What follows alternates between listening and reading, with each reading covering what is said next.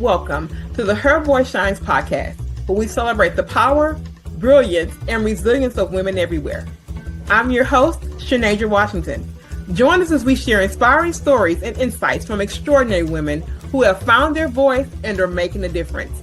Together, we'll create a ripple effect, illuminating the path to visibility and empowerment.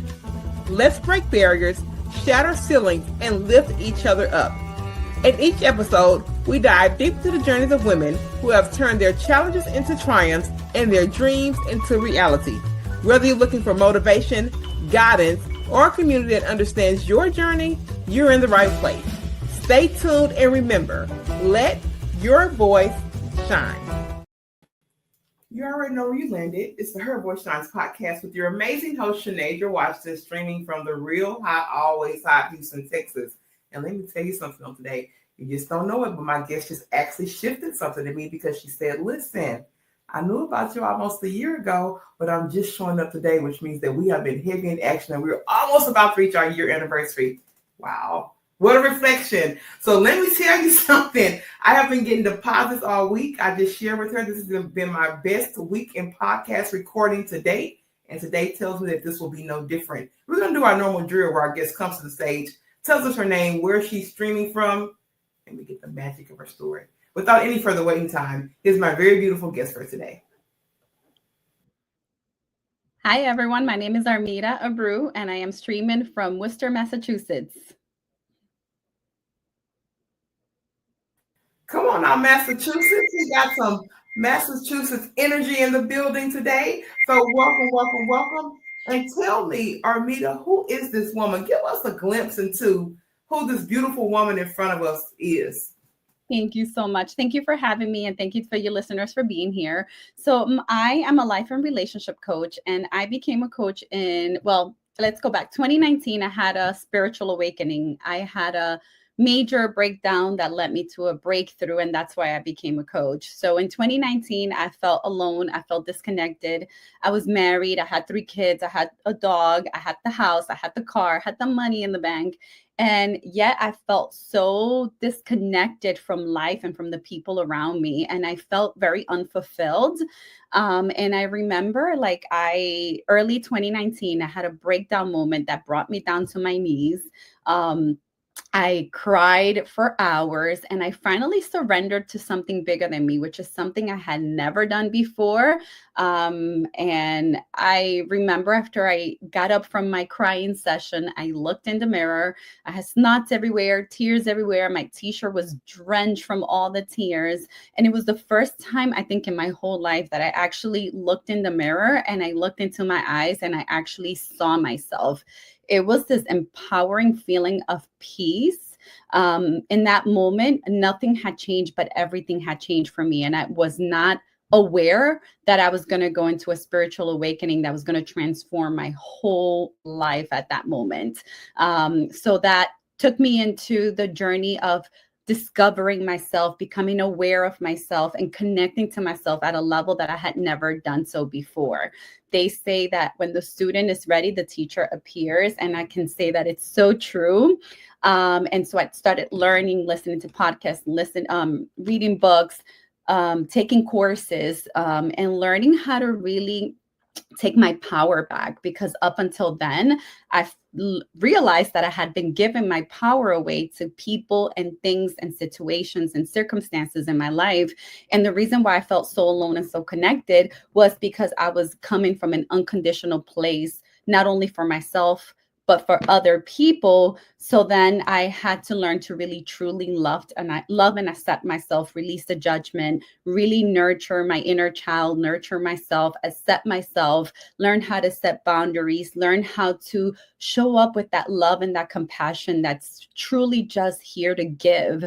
And as I started that journey in 2019, it was early 2019, by early 2020, I had noticed such a huge shift in my life. And it's interesting because nothing had changed, but everything had changed. And I felt so empowered, so connected, so guided, so happy, joyful, peaceful.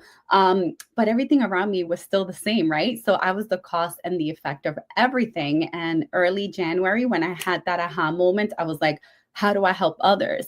And then that's how I became a life and relationship coach, because I feel like we all struggle in life and relationships especially, and it's because we don't have a relationship to ourselves, right? We grow up as kids, we experience things, and we create stories about those experiences, and they're usually stories that are not in our favor. We're not good enough, we're not worthy of love, we're not, whatever it is that's keeping us stuck, right? And so that journey led me to discover and uncover and nurture all of those parts of me that felt like they weren't good enough. And so then I was like, I want to help other people thrive, because I know a lot of us experience so much pain and so much suffering in life, and we don't realize that we have the power to transform that. We are the alchemist of our lives, and we get to transform everything around us, but everything starts with us. Mm-hmm. Powerful opening. I had my spiritual awakening right after yours. Mine actually happened in 2020, right as we were gearing for pandemic. That's when my real true shift happened. Mm-hmm. And you said something I thought was very, very good. You said that when the student is ready, the teacher appeared. Mm-hmm. Because I didn't even realize I needed a teacher, because I didn't realize the shift that was happening, right? Because once you're just in the thing and you don't know anything outside of the thing, yes. You don't know what else is out there. Right. So I can remember literally at that time I was still working my corporate job, and it was coming to a toxic end. What was happening, and I could not for the life of me figure out what was wrong. Just like you, I had the car, the career, I had, like you said, the money and all these different things, and it looked very, very good. But I was like, it's something that's not right. I am tired. I can't do it no more. And it wasn't really until I fully surrendered to the call of something else, Armida. I love that you said that, because it's the surrender part. I feel like in that moment when I hit rock bottom, that's what changed for me. Because I was at a survival mode, and because of the stories and the trauma, I was trying to control and manipulate everything around me. And it took me like really surrendering for things to start to change. And it's so hard to do when we feel like life is not happening, when we feel like life is happening to us, not for us, not for us, for sure. And another thing that I also too noticed, and I talk about this often, I did not realize how boxed my thinking was prior to my spiritual shift. I mean, I wasn't a bad person. I was always, very intelligent. I was the go-getter. I could get the job done, still had a level of compassion. Those things are core to me, right? So that wasn't, impacted, but the way that it evolved post the, you understand? Post the awakening. You know what I'm saying? Because you can never go back to that version of yourself. But when I came out to what I would consider a new world, I was like, man, you had such a tunnel vision level of thinking. Yep. That it just, I just can't even tell you. I am a totally 2020, and this like two different women. I love that. Different women. I love that. Thank you for sharing. It's the same for me. Like, I feel like once you scratch that disc, you cannot go back. This is why once you get catapulted into a spiritual journey, you have no choice but to follow your heart and your soul, because anytime you try to step out of that, you feel it in alignment, you feel pain, you feel suffering, you don't feel aligned with everything in life. And it's a transformation, and it's a process, and it takes, as it's a process to get here. And at the beginning of a spiritual awakening, we're in a battle because we're afraid. We've created our identity around who we are, and we're afraid to let that go because we're afraid of losing love and connection. And so we're in this battle that we know we're being pulled into a higher purpose and a higher connection with self, but still the fear inside of us is afraid to let go of the old version of us and the things that are around us. And it takes that trust and that surrender of letting go to trust that you're going to be guided where you're meant to go. And as you know, that's a process. It's a never-ending process. I was going to say, now you act like you said process, babe. I'm still processing with the ing. Same. Oh my God. Like with the ing, because it really is like, and then you meet something else in life that you have to pivot around, and that's where that you keep growing, you keep developing. There's still wisdom deposit. There's so many different things, And I was talking to someone, she had actually been on the podcast about a year ago, and we caught up. And we were talking about different things. And we were just talking about, we were writing our next books and things of that sort. And I was like, I started off writing this book about, another shift I had in 2024, but I put a pin in it about a couple of months ago because I got really busy. I was like 50, 11, 100 million things have happened since that time that, that I didn't even think would be a part of the writing process. So that's how I know that it is an ever evolving thing. And that's why it's so important we have these conversations, Armida, because we forget our strides. We do, and we go through so many rebirths, all like deaths and rebirths. It's constantly. I feel like the first one, it's the major one, the one that really rocks into your soul and really allows you to connect to self. You will never forget that first one.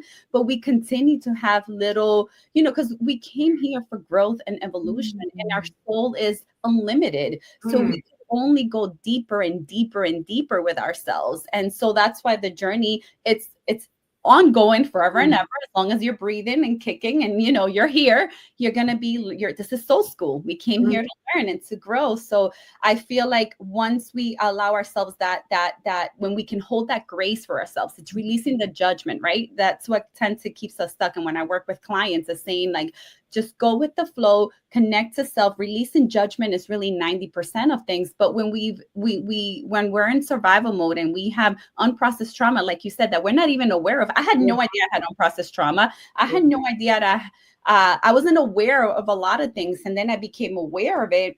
And then it's holding that grace while I'm growing and evolving and still honoring and releasing the judgment on the old version of me, right? That did whatever I needed to do to survive, right? Because I think we all do our best. So I was doing my best, just like you doing your best, just like anyone else in life. We're always just trying to do our best. I feel like we're all beings of love. We all came here to love. But when we feel like the world is out to get us and life is happening, it's not happening for us, happening to us, we feel like a victim. So releasing that victim mentality and realizing like we have the power to transform this, which is so empowering, but at the same time, it's so scary because now you got to take accountability, right?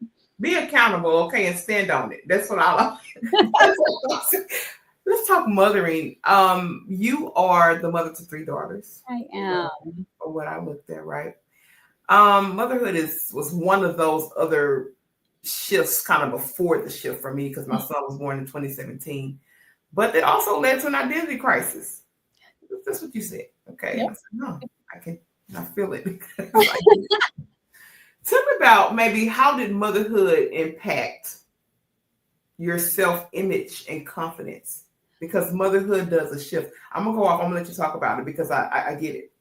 Oh gosh. So how did it impact? I think everything happens for a reason, but growing up, I felt like and I talk about this in other places too, but my mom physically abandoned me. My dad was physically with me, but not emotionally available. So growing up, I didn't feel like I had parents that I can trust, that I felt safe and that I felt connected to.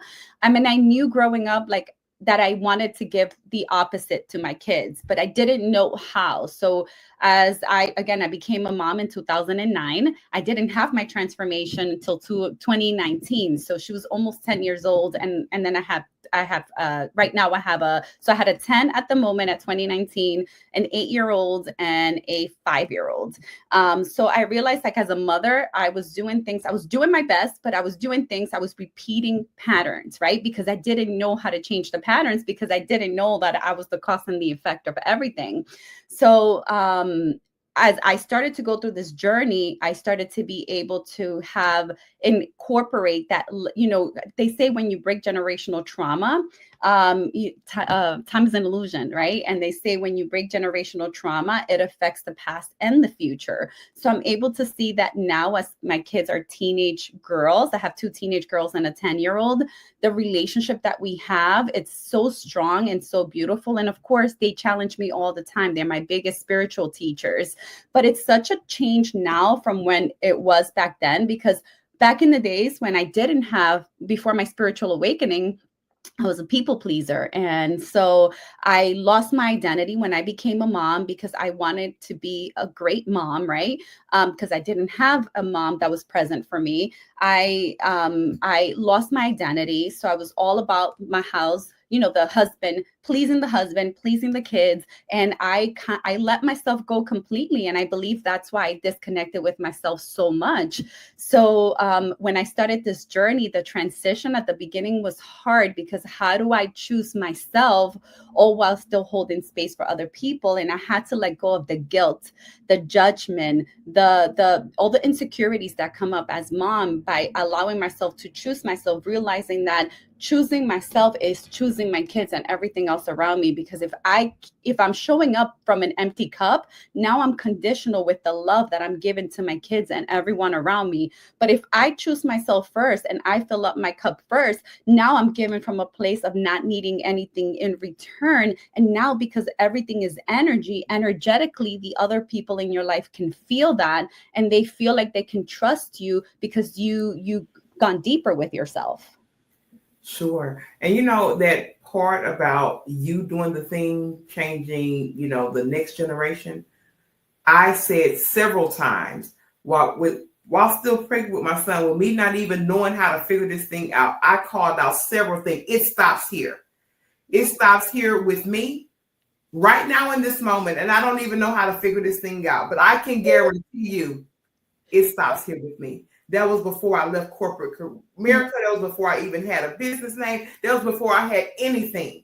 Yep, I love that. And I stood on that and I believed that. I said, I do not know the next. I don't know anything outside of what I know right now. But I know that you are sending the wisdom, you are sending the knowledge, and you are sending the tribe. And I didn't know a thing. That was way back in 2017 before I even had the awakening.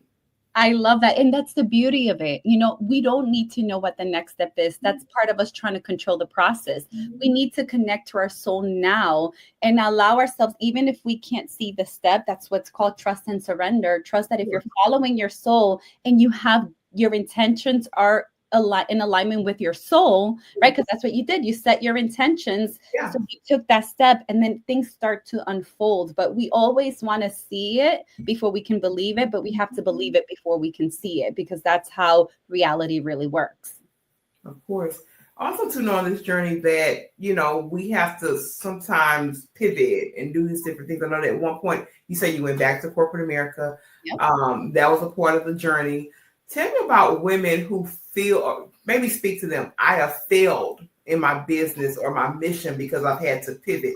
Sometimes people can't understand the pivot. It may not, be easy or feel good at the time, right? But if it's necessary, and how do we tie that into the bigger picture? I love that, because that's something that I'd struggled myself with. And I feel like, first of all, life is a journey. It's never about the goal. So there's no such thing as failure. There's only feedback. So if we're doing something and it's not working, it's because we're coming from a place of survival and we haven't learned the lessons we needed to learn to allow that to flow, to allow that to open up and flow and succeed. And so I feel like, as a business owner, I launched my business in fall of 2020. I was my first time owning a business, and I was up and down. I had great months and then not so great months. And I'm a mom of 3. And so I was like, how do I sustain this? I did it. So in the summer of 2023, I finally set my intentions, because I'm very intentional, and I surrender. I said, okay, God, universe, I know what I'm meant to be. I know I'm doing your work. I know my heart is all in there. I'm in a great place of alignment. If this is not working for me right now, there has to be, because there's things that I need to learn, because I'm the cause and the effect of everything. So I'm not going to point the finger. What is it that show me what I need to change in order for things around me to begin to change and shift in the area of success and financial and finances. And so I started to meditate on that. And I said, you know what, if it's meant for me to go back to corporate America, I'm open to it. And I did have to work through feeling like, oh gosh, what are people going to think? Does that mean I'm a failure? I'm known in my community. I'm connected to a lot of people, my clients. I started to think, are people going to think that I'm a failure because I'm going back to work. And I said, you know what? It does not matter what anybody thinks. I have to do what feels right for me. And my soul said, it's time. It's time for you to continue to do what you're doing and to look at other options, right? Because sometimes we think we know how things need to go, but we can't see the bigger picture. And so I set my intentions, and I did go back to corporate America in the fall, November of 2023. I'm still with the organization that I started to work for, and I absolutely love it. Everything that I said in my intentions, I was like, I want to work for an organization where I can utilize my skills, where people can grow from the skills that I bring into the organization, where I work with a dynamic team, where I get to have the flexibility of still running my business, where I get to be creative, to grow, to inspire, to motivate. And that is exactly what I'm doing. So I got that and so much more. I work for an organization that helps entrepreneurs launch and grow their business. I get to work with 2 cohorts a year of 15 to 20 entrepreneurs, and they get to go through an accelerator program that I get to hold the space for them to grow. Entrepreneurship is a spiritual journey. It's going to take you, if it's going to take you to places you've never known before, and it's going to bring up all your insecurities and beliefs. And so I get to do that. But I'm not surprised that I ended up there, because first of all, I set my intentions and it came from a heart space. And 2, I'm learning things there that now I can implement in my business, and I'm learning how to hold a group together. And so it's been the most amazing blessing in disguise. And I still had to work through all the limiting beliefs that came up that I'm going to be a failure if I do this. But I decided to follow my soul.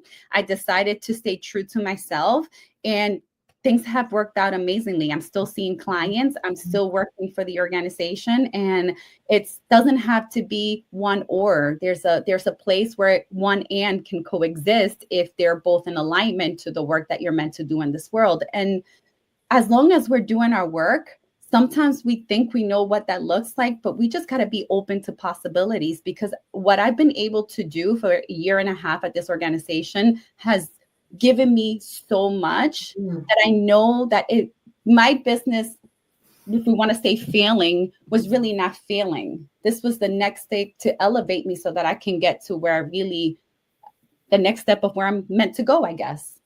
Absolutely. And I just told people, like, probably a week ago, I'm in a let them season. If they think I'm a failure, let them think it. If they think she's crazy, let them think it. If they think it's where it is, right? And because you have to be so committed to knowing and working that internal piece, that all that external validation, opinion, it just falls. Yes. Have to be. Yes, absolutely. If you're telling whatever journey, I don't care if you build a corporate, I don't care what it is that you're building. If you're not internally in tune with this, everything is going to feel like a power struggle, or I'm people pleasing, or I'm caving in, because you haven't done the internal work to stand. Exactly, 100%. And that is the reason, that was the old me before my spiritual journey. My whole life was based on what I thought everyone else wanted for me and what was the right thing logically for me to do. Right. And once I went through that spiritual awakening, I cannot not follow my soul. And one of the things that I learned is that if people are going to talk, people are always projecting. So if they have something to say, it's never about you, it's never about them, because I was one of those people. And I have to say that I'm so blessed. I'm so lucky that I've done this work, and that I'm still doing this work, and that I'm still showing up, because I'm not the same person I was even yesterday, right? Because I get to, like, I release judgment. Everybody's journey is unique to them. And I'm so content and happy and grounded and excited of where I am and the impact that I want to have in the world, that I don't have time to worry about what anybody else is doing, right? And so we have to realize that it's just, they're projecting, and it's not about you. It's because their own insecurities, their own fears, it's taking the best of them, and people can't see in you what they can't see in themselves, right? Exactly. So we have to know that own that and respect that and just keep pushing forward and following our soul, because it is the only way. The reason we feel so unhappy is because we're not following our soul. Because the minute you connect to your soul and you follow your soul, even if nothing else around you changes immediately, you start to feel that bliss, that connection, that guidance. Mm-hmm. Absolutely. Let me ask you this, because you said this at the beginning when we first opened and you introduced yourself. You said, I am the alchemist of my life. You said that. I love it, by the way. And I love it. What does that mean to you today? And how do you remind yourself of that truth when life gets heavy? Because we'll say the thing. How do you cling on to it? Oh, when this doesn't look good, this doesn't feel good, my back hurt, my body hurt. How do you cling to that? When it gets heavy. I love that. So the alchemist of my life to me means that no one else, I have the power to co-create the things that are going in my life. No one outside of me, no circumstance outside of me, no other person outside of me can do anything to me. I get to consciously choose what I get to co-create in my life, and being aware of myself and the power that I have allows me to do that. So it's realizing that I can transform fear and into love, because it's what we're doing. We're either making decisions in life out of fear or out of love. And when we're in survival mode and when we're, we haven't become aware of ourselves fully, everything we make decisions on is based on fear. And to me, being the alchemist is transforming that fear into love and trust and surrender, starting with self, because everything begins with us. And I'm human. I'm here to grow. I'm here to evolve. And there are many times that I still struggle. I struggle like everybody else. I still have issues that come up in my life, and I see them more as an opportunity for me to go deeper with myself. Sometimes in the moment, I don't realize it. So it takes for me to, once I feel triggered, once I feel like I'm out of alignment, I immediately feel the symptoms in my body. I feel anxious. I feel my stomach feels weird. My back starts to feel heavy. The minute I start to feel the physical symptoms, I allow myself, first of all, to feel it. I think a lot of times we're afraid to feel and to be in our bodies. And what that does is then we create stories and we don't allow ourselves to transform the energy because we don't allow ourselves to feel. So whenever I become aware, it's feeling into my body and allowing myself to feel the fear, feel the whatever it is that I'm feeling without judgment, and nurturing myself through that allows me to move to the next level. And I'll tell you one thing, I don't have time for no fearful decisions, no fearful connections. I've been cutting people off all year. You're too fearful for me. It might jump off on me, Armida, and yes, superficial things that don't affect us.